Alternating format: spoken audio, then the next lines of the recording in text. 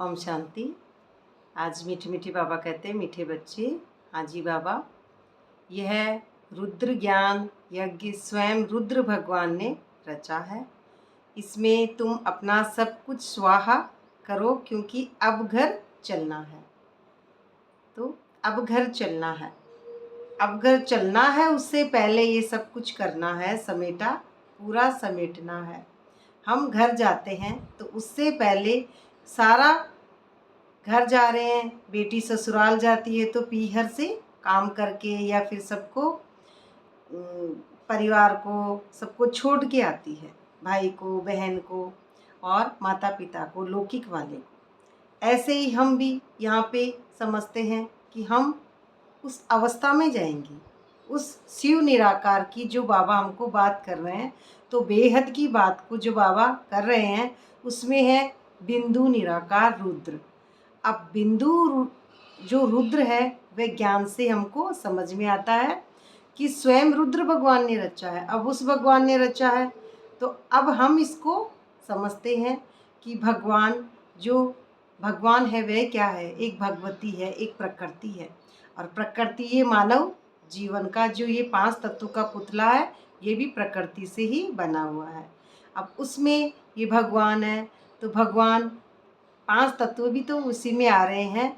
भय यानी भूमि, गय मानी गगन, वय यानी वायु और आ की मात्रा आगे है तो अग्नि और नय नीर। 5 तत्वों का पुतला ये शरीर भी इन चीज़ों से ही मिलके बना हुआ होता है। अब ये भी एक ड्रामानुसार नोंद है, तो हम भी ऐसे ही रचे हुए हैं। तो इसमें तुम अपना सब कुछ स्वाहा करो, क्योंकि अब घर जाना, स्वाहा करना है। अब ये जो यज्ञ चल रहा है परमात्मा का, उसमें ड्रामा में हमको कैरेक्टर मिला है, ये शरीर मिला है 5 तत्वों का पुतला। वापस घर लौटेंगे, लौटना है तो सब कुछ यहाँ पे हमको स्वाहा करना है। अब स्वाहा क्या करेंगे हम? जो समस्त जो हमको कैरेक्टर मिले हैं, तो ये सूक्ष्म सूक्ष्म मन बुद्धि संस्कार मिले हैं, ये सारे ही स्वाहा करने हैं ड्रामा में। और अपने कर्मेंद्रियों से परे होना है। इस देह की दुनिया, ये झूठी जो हम इसको माया समझ रहे हैं, सच्ची समझते हैं हम इसको। लेकिन जब हम उपराम स्थिति में उस बिंदु में पहुंच जाएंगे तो ये सपना सारा टूट जाएगा। और ये सपना जो सपने में ही सपना देखते हैं, ये टूट जाएगा और मैं एक आत्मा हूँ। इस साइलेंस की अवस्था में पहुंच जाएंगे तो हम अपने घर वापस चले जाएंगे। ये झूठी जब ये दुनिया समझ में आ जाएगी कि ये दुनिया मैं नहीं हूँ, मैं एक आत्मा हूँ, शांत स्वरूप। तो ये सारे ही 7 गुण और 8 शक्तियाँ आत्मा में ऑलरेडी हैं। तो उसी अवस्था को हम जब ही समझेंगे जब हम सारी हद की बुद्धि से अपनी ये हटा लेंगे, अपना जो अटैचमेंट है पूरा हट जाएगा, तभी हम बेहद में इस बात को समझ पाएंगे। प्रश्न में बाबा कहते हैं, संगम युग पर कौन सा वंडरफुल खेल चलता है? तो संगम युग प्रश्न, तो संगम युग ही ये हमको अवस्था बताती है कि आत्मा और परमात्मा का जो मिलन है वह संगम पर ही होता है। तो ये संगम है, संगम प्रेम का संगम, इसी में हमारा रास होता है उपराम स्थिति में। उत्तर में बाबा कहते हैं, भगवान ने रचे हुए यज्ञ से ही आसुरों, जो असुर है, असुरों के विघ्न पड़ते हैं। असुर, अब हम समझते हैं असुर होते हैं भूत प्रेत। तो असुर जो है, तो असुरों के विघ्न पड़ते हैं। तो असुर है कौन? हमारे ही, हम समझते हैं कि असुर कोई बाहर है, नहीं, असुर हमारे ही अंदर एक समझने का जो नज़रिया है वह अंदर में ही हमारे असुर है। हमारा देह भान, यही हमारे आसुरी प्रवृत्ति है। तो ये भी संगम पर ही वंडरफुल खेल चलता है। अब ये संगम पर ही चलता है। जैसे समझाते हैं कि उसमें महाभारत में कि राम और लक्ष्मण को जब कहते हैं कि असुर बहुत ज़्यादा उदंड करते हैं, तो कहते हैं राम लक्ष्मण आप आइए वन में और असुरों से हमको मुक्ति दिलाइए, आप तीर मारेंगे तो असुर मर जाएंगे। ऐसे ही जब हम निराकार परमात्मा को याद करते हैं तो निराकार परमात्मा राम ही हमारे अंदर के असुरों को मारते हैं। तो अंदर के जब हमारा विनाश होता है तभी हम उस स्थिति को समझ पाएंगे। तो सूक्ष्म में मारते हैं, वहाँ पे स्थूल में बाहर में दिखाया गया है, लेकिन अंदर में सूक्ष्म हमारे मन बुद्धि संस्कार, हमारा कैरेक्टर, हमारा पूरा देह भान, झूठी ममता, कलयुगी बातें, ये सारा हमारा जिसको हम सच समझते हैं, माया को मारते हैं, झूठी माया को। तो ऐसा यज्ञ फिर सारे कल्प में नहीं रचा जाता, फिर नहीं, फिर ये संगम पर ही है। यह है स्वराज्य अश्वमेघ यज्ञ। स्वराज्य, अब स्वराज्य, स्व तो मैं आत्मा, स्व पर ये छूट गया था, राज्य छूट गया था हमसे। तो हम समझते हैं कि राजा कुछ और होता है और प्रजा कुछ और आता है, अलग अलग समझते हैं हम इसको दोनों टुकड़ों में। लेकिन जब आत्मा वापस सीट पे सेट हो जाती है और मन बुद्धि संस्कार जब मर्ज हो जाते हैं, ख़त्म हो जाते हैं, तो ये मन के जो संकल्प हैं, ये तमो प्रधान रजो प्रधान, ये सारे खत्म हो जाते हैं। तो उस स्थिति में, बिंदु स्वरूप स्थिति में जब टिकते हैं, तो आत्मा अपनी सीट पे सेट हो जाती है और वह स्वराज्य अधिकारी बन जाती है। और ये अश्वमेघ यज्ञ, तो अश्वमेघ भी, अश्व यानी घोड़ा। अब ये घोड़ा है चंचल घोड़ा मन। ये चंचल घोड़ा मन हमको अपना सच दिखाता है। ये मन है ना, सच दिखाता है, ये मेरा बेटा है, ये मेरी बहू है, ये मेरा परिवार है, ये मेरा पति है, ये मेरा घर गृहस्थ है। सच है और दिखता भी सच है, क्योंकि दोनों आँखों से हमको ये ड्रामा सच ही दिखता है। तो इसी सपने में भी हम सपना देख रहे हैं, लेकिन जब हमारा सपना टूट जाता है, वो कब टूटेगा? जब आत्मा सीट पे सेट होगी। तो ये सपना जब टूट जाएगा तब हमको वो आँख मिलेगी जो भगवान हमको देते हैं, परमात्मा। और जो आँख परमात्मा हमको देते हैं, दिव्य दृष्टि परमात्मा हमको देते हैं, वही समस्त मानव जाति के कल्याण की आँख होती है। उसमें वह आँख किसी एक व्यक्ति विशेष या 100-50,000 ऐसा नहीं है, समस्त मानव जाति के लिए ही ब्रह्मा बाबा वो आँख देते हैं जब हम ब्रह्मा को याद करते हैं। जैसे एक बच्चा याद करता है अपनी माँ को और माँ दौड़े आती है, वैसे ही परमात्मा भी दौड़े आते हैं और उस आत्मा को जो वो तड़पती हुई है, जैसे उसको कह रहे हैं द्रौपदी है, बांदेली है, और जो एक शब्द और भी बोला है कुब्जाएँ हैं, कुब्जाएँ भी जब पुकारती हैं तो उसको श्री कृष्ण जैसे उसको आते हैं, उसमें कृष्ण लीला में दिखाते हैं। तो श्री कृष्ण भी कुब्जा के ऐसे पाँव छूते हैं और कुब्जा को ऐसे हाथ लगा के ऐसे करते हैं तो बड़ी सुंदर हो जाती है। अब सुंदर कैसे? अंदर से आत्माभिमानी स्थिति। आत्मा जब सीट पे सेट हो जाती है तो कुब्जा, जिसका अंग सही नहीं होता उसको कहते हैं कुब्जा। लेकिन यहाँ पे हमारे क्या सही नहीं है? हमारे संस्कार सही नहीं होते हैं। उन्हीं संस्कारों को हम परमात्मा को जब याद करते हैं तो वापस सीट पर सेट हो जाते हैं और हमको हमारी दिव्य शक्तियाँ मिल जाती हैं। तो परमात्मा उससे हमको ड्रामे से अब पूरा मोह ख़त्म कर देते हैं। लेकिन मोह ऐसा नहीं है कि ख़त्म हो जाए, नहीं, वह मोह समस्त जीवन जाति के कल्याण के लिए बढ़ जाता है। उसमें पूरी दुनिया आती है, जीव जंतु पशु पक्षी चींटी हाथी जानवर और सारे मनुष्य, उसमें सभी आ जाते हैं। पूरे विश्वकर्मा जैसे वो विक्रमादित्य राजा जैसे उसको द्वापर से दिखाते हैं, लेकिन यहाँ विश्वकर्मा जीता आत्मा। तो जो सीट पर सेट होगी, कर्मेंद्रीय जीत बनेगी, विश्व जीत आत्मा बनेगी, उसी आत्मा के लिए बाबा ये बात बता रहे हैं कि स्वराज्य तो ये है क्या? अब ये प्रजा क्या है? संकल्पों को जब हम हमारे विचारों को, थॉट को, हमारे जो पतित हुए माइंड को हम सुधारेंगे तो थॉट सुधरते सुधरते सुधरते आत्मा राजा एक दिन सीट पे सेट हो जाएगी। वो ड्रामा में नूंद है। तो सभी आत्मा राजा सीट पे सेट होंगे। तो स्वराज्य पाने के लिए इसमें ही विघ्न पड़ते हैं, और इसमें विघ्न भी पड़ते हैं, माया भी आती है। तो सीट पे सेट होने के लिए उसमें बहुत माया आती है, तो इसको ड्रामानुसार ही हम इसमें निकलते जाते हैं। ये भी ड्रामा है। और फिर बाबा नीचे ये भी समझा रहे हैं कि यूनिवर्स, स्कूल, ये इनको बाबा ईश्वरी कॉलेज कहते हैं, ईश्वरी स्कूल कहते हैं। तो ये यूनिवर्स, ये एक, जब तक हम हद में हैं तब तक हम यूनिवर्स किसको समझते हैं? स्कूल को। ये चार दीवारी को समझते हैं, यूनिवर्स हम समझते हैं ये कॉलेज है, ये सेंटर है, ये है।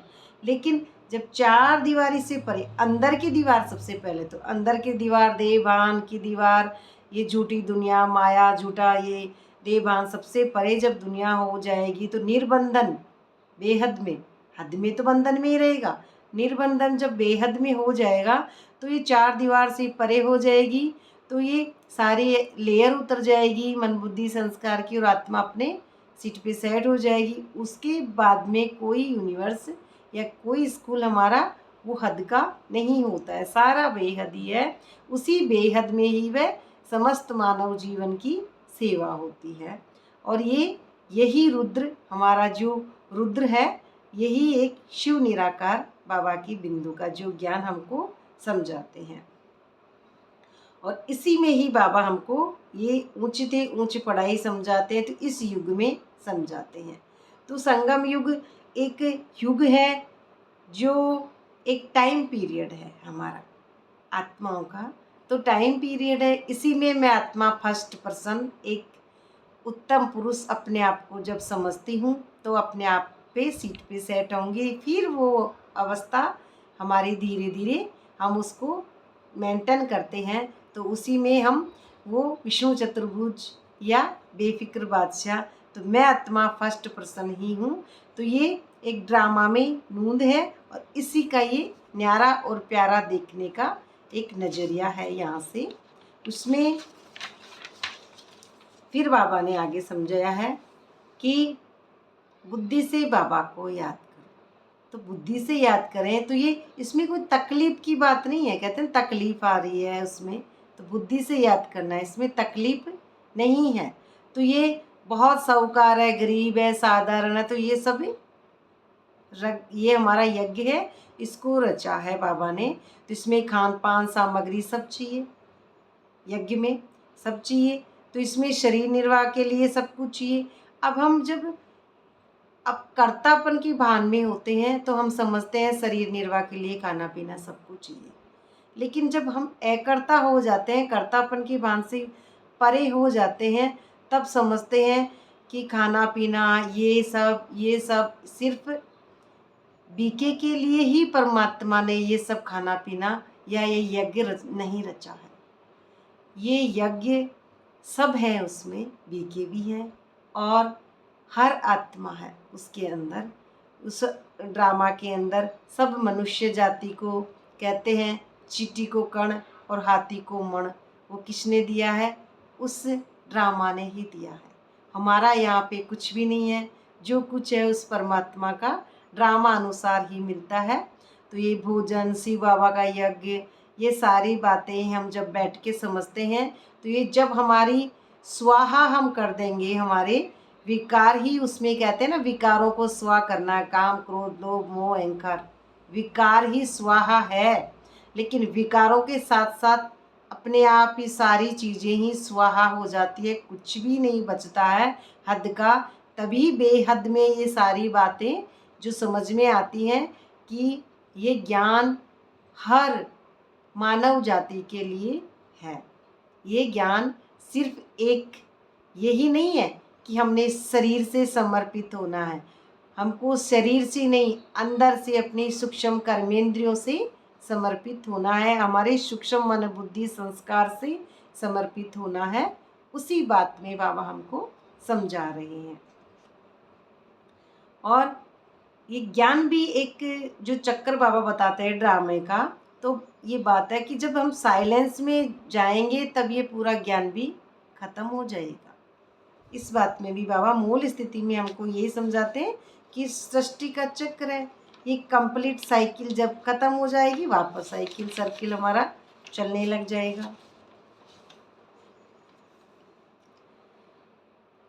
और हमको तो पढ़कर राजाई पद पाना है, तो ज़्यादा ध्यान किस बात पर देना चाहिए? तो बाबा यही समझाते हैं कि ज़्यादा ध्यान हम किस बात पे दें।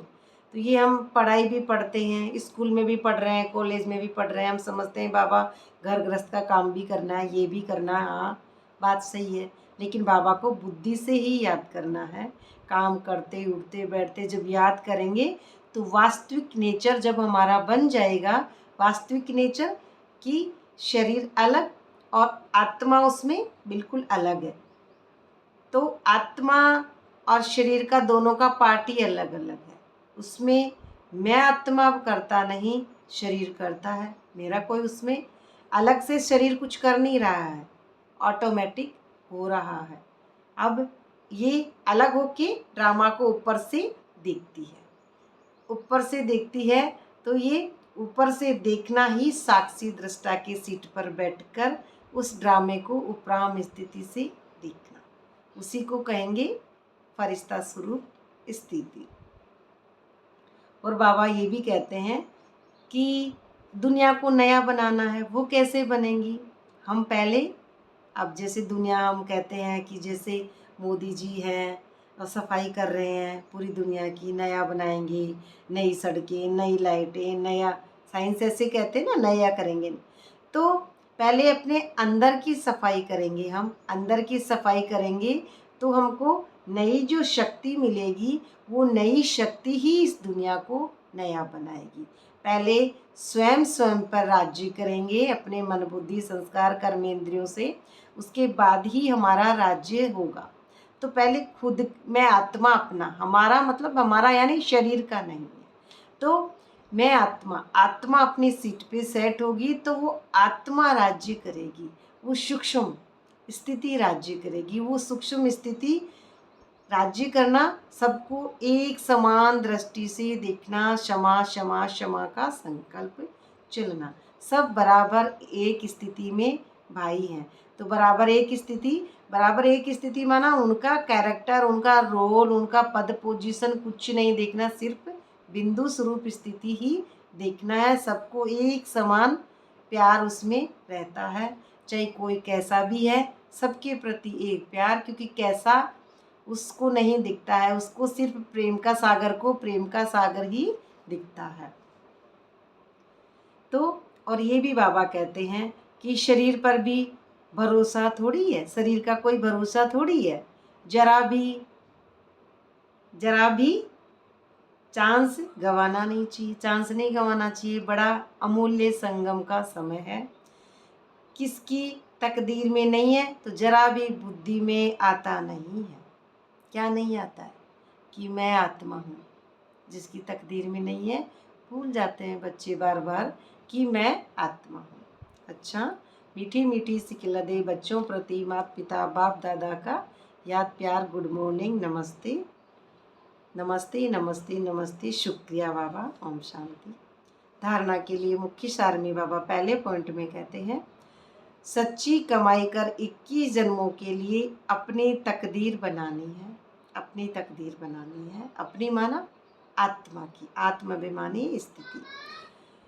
शरीर पर कोई भरोसा नहीं है, शरीर का कोई भरोसा नहीं है जब तक हम अपनी सीट पे सेट हो। अब मैं आत्मा हूँ तो आत्मा की स्थिति को भूलना नहीं है, इसलिए जरा भी चांस नहीं गंवाना है। दूसरे पॉइंट में नष्टा मोहा बनकर, नष्टो मोहा, अब नष्टो मोहा की ही आज ब्रह्मा बाबा की समान बनने की यह मुरली है। तो अपना सब कुछ रुद्र यज्ञ में स्वाहा करना है, सब कुछ। तो ज्ञान की नॉलेज से हमको यही समझना है कि मोह खत्म कर बाबा को छोड़ न्यारा और प्यारा होना है। सब कुछ खत्म हो जाएगा इसमें, सब कुछ। ये झूठी पहचाने हद की बुद्धि, तो इसमें पूरा ही जो कर्मेंद्रियां हैं सारी ही पूरी हमारे श्रीमत के अकॉर्डिंग होती हैं। उसमें श्रीमत माना उसमें मन मेरा नहीं, जो कुछ है सब बाबा, बाबा की श्रीमत के अनुसार। ट्रस्टी को संभालना है। ट्रस्टी माना यहाँ जो पहचान है वह आत्मा की है, जो पहचान है वह बाबा की है। तो उसमें बाबा की पहचान से साकार बाप को फॉलो करना है। तो साकार बाबा को फॉलो करना है, ब्रह्मा बाबा को। तो ड्रामा और बाबा वही करवा रहे हैं। ब्रह्मा बाबा से भी ड्रामा नहीं करवाया, बाबा ने करवाया।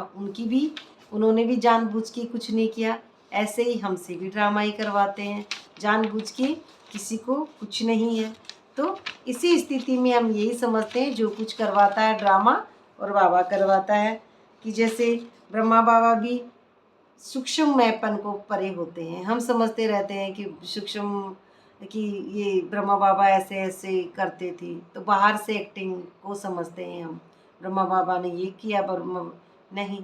तो ब्रह्मा बाबा ने अंदर से क्या किया, अंदर से अपना मैंपन छोड़ा, कर्तापन छोड़ा, अहम भाव को छोड़ा, अभिमान को छोड़ा, सारी बातों को छोड़ा, उसमें त्याग किया, उसमें सब कुछ पूरा मैंपन पूरा मर गया। अब मरने के बाद क्या बचता है? कुछ नहीं। जिसने जो किया सब कुछ ड्रामा करा रहा है, बाबा करा रहा है।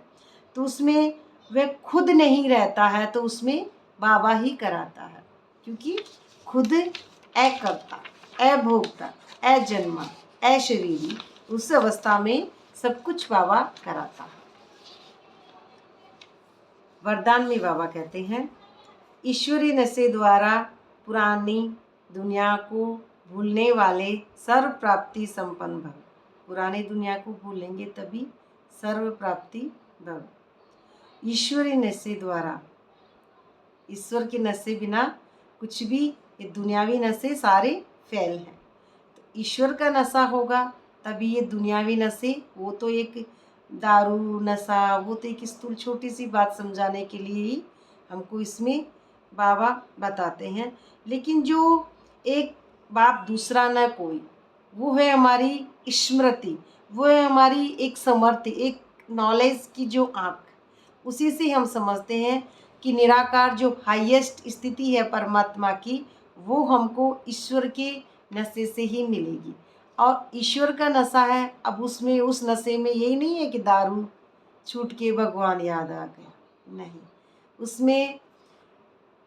उसमें मैं, मेरापन, मेरा परिवार, मेरा पद, मेरा पोजीशन और मेरा इस दुनिया में कोई नहीं, ये सपना टूट गया।